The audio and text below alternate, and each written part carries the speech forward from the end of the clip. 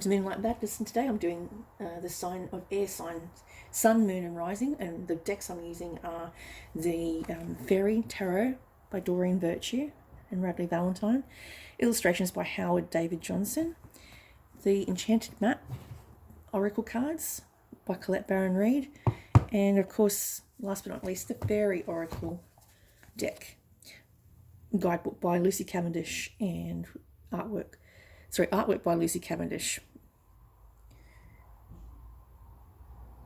Selena Fennick, I should say, and Lucy Cavendish is the one that wrote the book.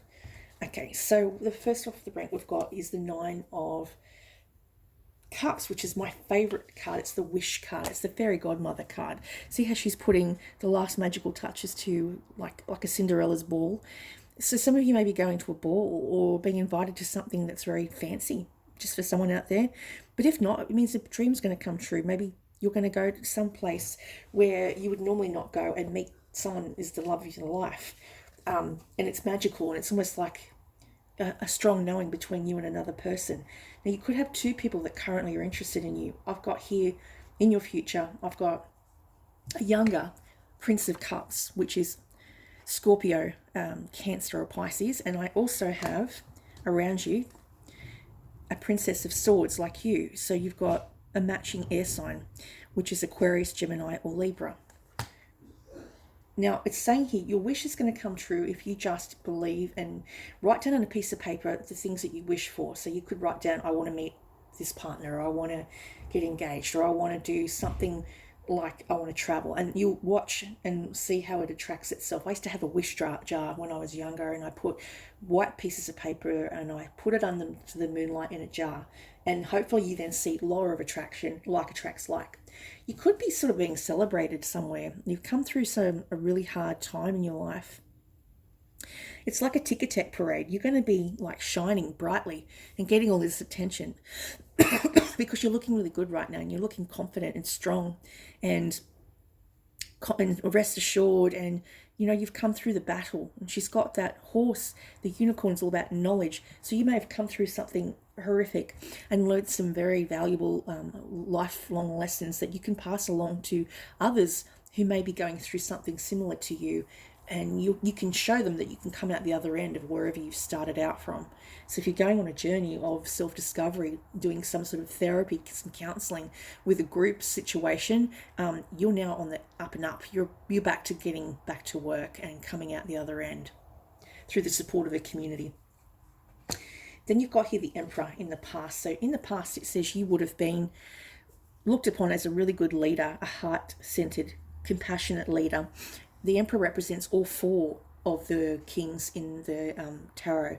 You're the compassionate, empathetic water signs. So you've got the King of Cups. You're also very logical. Capricorn is the logical structure, and you make good decisions on leadership. And then you've got the air sign, which is all about discernment and making good choices and being very judgmental, but in a way that's discerning, not in a harmful fashion, but just making the right changes and getting to the root of the problems in order to come to a mediation.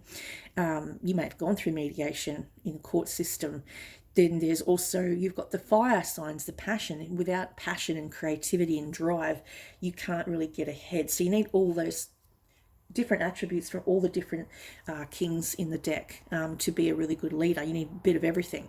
So it's talking about doing this logic and structure to increase your success. You may have Capricorn placement heavily in your chart. I know I have mine in the 10th house, and I also have Libra in my 9th house. So I have a lot of air, but I also have some balance with the earth sign, thank God, because I wouldn't be grounded enough to make the right decisions. Most good business sense, people with good business sense, have a Capricorn strongly in their chart. I've got Gemini in my 5th house. It trines and I've got the Aries ascendant. So I've got a lot of fire, but I've also got a lot of air. And I've got a 2nd house in Pisces. And I think it was the 10th house in Scorpio, and 12th house in Capricorn. And I'm trined with a Aquarius, Aries, and Gemini. So they're the movers and the shakers of the world.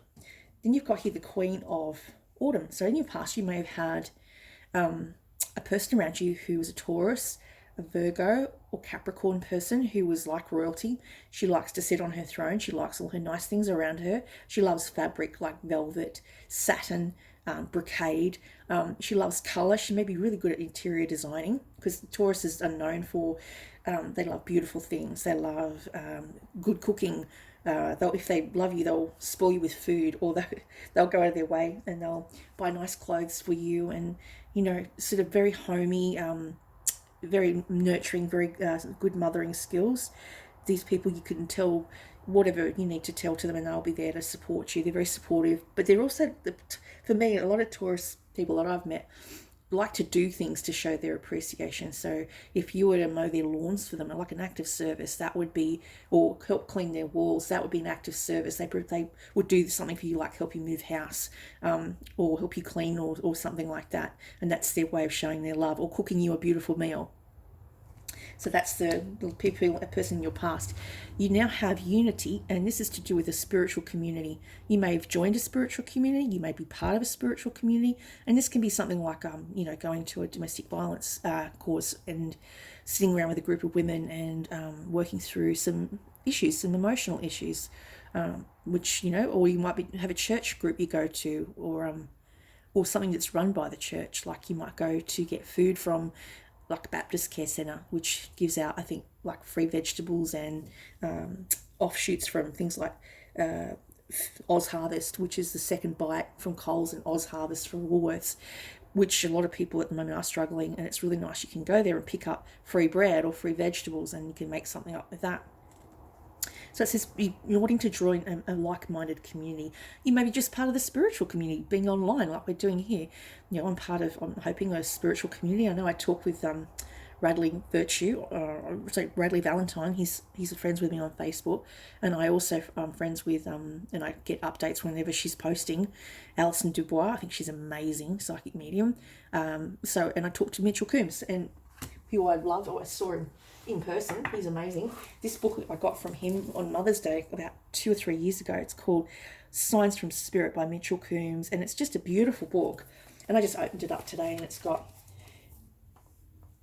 when dropped into the pond of life, one random act of kindness per day will ripple far and wide to touch the hearts and souls of many. And that's a really beautiful thing to open up to. This morning I thought that was something nice. I had a really bad dream, so I thought I'd come and do the readings and see why I was having such bad nightmares last night. And if you're having sleep issues, I got told Howlight's really good to help you sleep. Apparently doesn't work for me, but this might work for some people. I'm an overthinker, so that doesn't help. And I get woken up by my visions when I'm asleep. So most of my psychic downloads, if you want to call them, my visions, I astral travel, and I go forward in time and I go backward in time. I can do both. It's usually when I'm asleep. I don't know why I do it. I just do. Depends what I've touched that day will send me off into a future vision. Hopefully the one I had last night doesn't come true. We've got here, in your future, you have the Princess of Summer. This is a Pisces, Cancer, or Scorpio card. A younger person. You've got a younger person interested in you. Possibly somebody who's also got the same ability as you. That is a psychic medium, that does an online channel. Maybe they're watching you and you're watching them to see what advice you can give them, or they're trying to advise you. You may be just like a mutual admiration society, which is kind of a nice thing to do. I like to promote other readers on my channel, on my Facebook page. Usually I've posted a few of them, and I think that's a supportive way to go, a nod to everyone who's doing really good job. Like I'll advertise people like Ocean Only, and I think he's really cool, he's really good, he's very on tune, and a natural psychic, natural empath. And you've got Saltwater Heals. She's really on the money. She's Aquarius like me. We both seem to get the same readings. I thought she was stealing my content at one stage, but no, she's a really good reader. Suit of Cups and Mermaid Scales I go to quite a lot too, and Feline Intuition, and Kay's Tarot, very good as well. So I'm plugging them today. I go to them for my readings. So you may be placement, like I said before, heavily. I thought mine was in 10th house, but it's not. Capricorn in placement for me is in my 12th. I've also got a Virgo heavy placement. They're meticulous to detail. They are compassionate, they're charismatic, they're gifted, they're accomplished. They're the person that's always busy, always on the go. They could be doing like 2 jobs, doing a channel like this, reading, drawing, creating. They just don't, they hit the ground running. They're very meticulous. They fine attention to detail. Virgos are. Capricorns also are very good at business, and they have a good business sense. They can come across quite cold at times, but I think it's just a form of protection on their end, so that they won't attract the wrong person if they've been burnt in the past. Because, Capricorn can shut off quite well, and so can Aquarius. So, you got those 2 combinations. Hell freeze over pretty much. When they don't want to talk to you, they freeze you out. That's what I do. I freeze people out. I won't pick up the phone. I won't contact them for 6 months until I'm, happy in my own self or have worked through my own emotions. I don't like to drag people into my stuff. I like to solve it on my own. And that's just who I am. They're independent thinkers too. They're slow movers. They're not quick to move into anything, whether it be a job, a relationship. They like to take their time. They like to get to know the person, look for the pitfalls. They like to see and research people to see if what they say on paper, what is on the tin. What's on the tin is actually what's in the tin. Maybe they've been burnt in the past. And this is the nightmare card. I hate this card. I pulled this today because this is my nightmare I had last night. Unfounded fear, focusing on worst case scenarios, allowing worry to grow out of proportion to the problem. If you're a worrier like I am, you'll go looking for the answers in your sleep because you're concerned about a certain family member and you're worried about their mental health. So you'll go look into their headspace by touching an object. I touch an object. That's how I work. I work with energy. I work with touching someone's clothing, baby clothing, a photograph, and I can hone in on whatever I can hone in on and get a very clear picture about that person and where their head's at and where their heart's at and their emotional space. Sometimes a person will, when they're not feeling confident, you can watch a person's body language. If someone's hunched over and trying to close something around themselves, that to me sends warning bells out to me. It says that they're not confident in themselves. They're feeling like they're hopeless. They're trying to protect their energy because they're scared of what you're going to see or what you're going to read in them, possibly being a bit defensive. They're trying to protect their energy, because when people are really vibing high, people tend to take that from them like an energy vampire. And there is such things around. There is people that are vibrate very low, that steal people's energy just by being in the same room as them. Then we've got here the Princess of, this is who your hopes and fears. Your hopes and fears may be around that nightmare about this particular person who comes up as an Aquarius, Libra, Gemini, and my son is a Libra and I had a nightmare about him. So I get lots of nightmares in regards to him. He's a fast moving energy. He sometimes doesn't look before he leaps. He's a risk taker. He's very risky sometimes with his decision making and goes out on a whim and doesn't really think it through. He just flies by the seat of his pants, and that's great. But you also have to be logical and really look at the situation before you jump in and make a mistake that could really cost you or impact you financially or emotionally or physically. So it's just saying to be really careful, especially around full moons, I find. This person's very inquisitive. They're truthful. They're realistic. They're undiplomatic. They are information sponges. They are a wealth of knowledge. They can be a little bit harsh with their tongue. So when they act like this, you don't have to hang out with them. They don't mean to be, but they're very blunt. They may be blunt. It's blunt truth, like too honest, basically. And so they don't know how to use tact, is what I got told when I was younger. I just say it, tell it as it is, what it is. Like I say it as it is, not what someone would like me to butter someone up with, nice words and encouragement and things like that. I'll just be very blunt, to the point. That's my air sign. Quick, to the point. Because that way, no confusion, no miscommunication that way. You've got here, or coming up for you is the Four of Wands. You may be wanting to move. Like, I know my son's talking about moving house. He wants his own place. or move out with other people. And yeah, you may actually do that very soon, because it's saying moving to a new place or a new place of work. This can also represent moving to a new place of work because of the Four of Wands. A home is where the heart is, and sometimes you spend 80% of your life at work, so it becomes like a home in its sense, and it's a structure. Again, Four of Swords is all about structure, and the four meaning house, four corners, solid, something solid. So you need a job that's solid. Well, that's your card. That's a good card to pull if that's what you're looking for. So now I'm going to shuffle the Enchanted Map. And if you're not happy at work, then yeah, no. Work is work. You know, people go to work to make money, but at the end of the day, it's supportive to a point. But then you have to kind of rely on your own instincts. I learned that the hard way. Okay. Oh, sacred pool. Some of you need to go for a swim to balance all those thoughts. Now, being Gemini, we tend to, I've got Gemini strong in my chart, we tend to go back and forth between what we want to do and what we think we should do. We overthink stuff, Geminis do. They can send themselves around the twist. Same as with Libra. Can't make a decision. They find it really hard making decisions. They go back and forth. They overthink it. They overguess it. And yeah. And the thoughts that they have become torturous to them because they're torturing themselves with their own thoughts. And they need to just, you know, try to think positively. That's what I'm trying to say to them. Think positively before you try to talk yourself out of something. Because I know 9 times out of 10, I've worked myself up into a lather where I didn't want to go and do something because I overthought it. I was thinking about how everyone else was going to afford or do or whatever it was. Ride the wave. This is my favourite card in this deck. So it's talking about success. You're riding your wave of success. So you may be coming to a lucky cycle.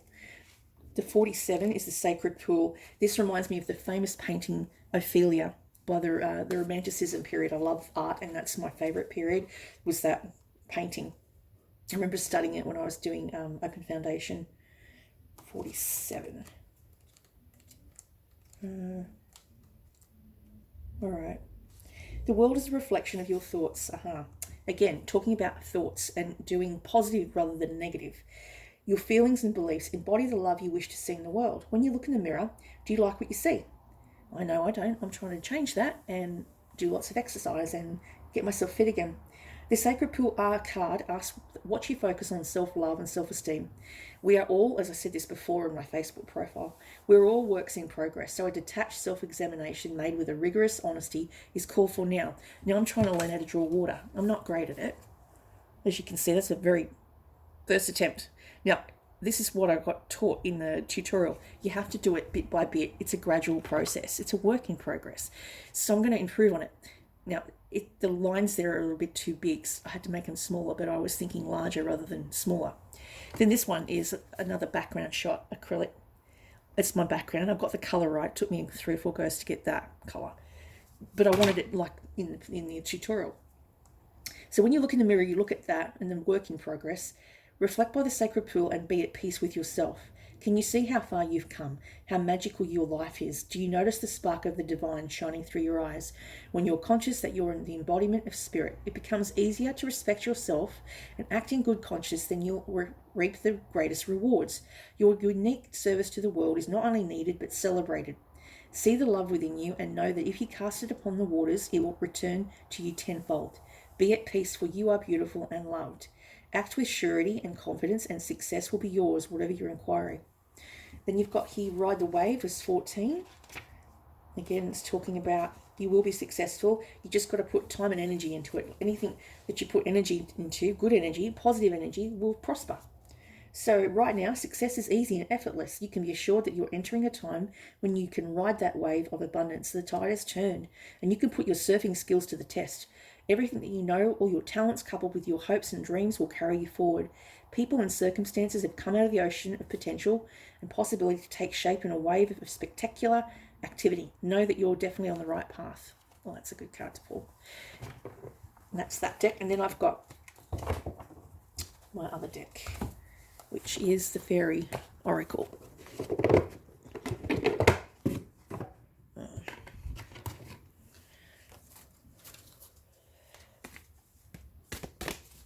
These cards are really hard to shuffle, but, you know, I do my best. I never ever played poker. I don't do blackjack, so I'm not very skilled. The acorn. Acorn's initiation. Sorry, invitation.